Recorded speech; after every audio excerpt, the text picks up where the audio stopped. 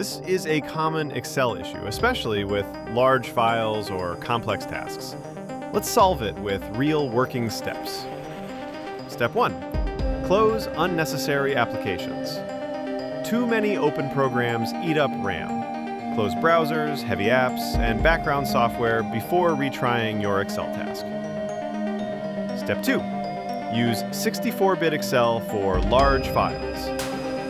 If you're working with massive spreadsheets, over 2 gigabytes or hundreds of thousands of rows, the 32-bit version of Excel may not handle it. Upgrade to the 64-bit version, which can access much more memory. Step 3. Reduce file complexity. Simplify your file. Remove unused sheets. Delete excess formatting. Limit volatile formulas like indirect, offset, and now. Avoid large array formulas where possible. The leaner your file, the less memory Excel needs. Step 4. Break down large files.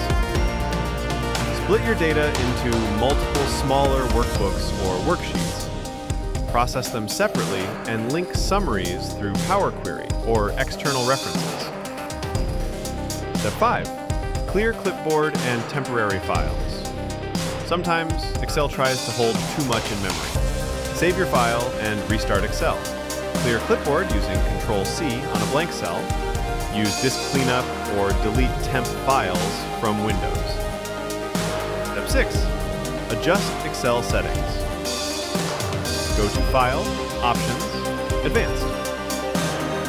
Scroll down to Formulas. Disable multi-threaded calculation if Excel is overloading your CPU. Also try disabling add-ins from File, Options, Add-ins. Choose COM add-ins, then disable any non-essential ones. Still getting the memory error? Comment below. We'll help you troubleshoot step by step. If this video helped, give it a like. Subscribe for more honest and practical Excel solutions. And don't forget to share this with anyone facing Excel performance issues. Thanks for watching.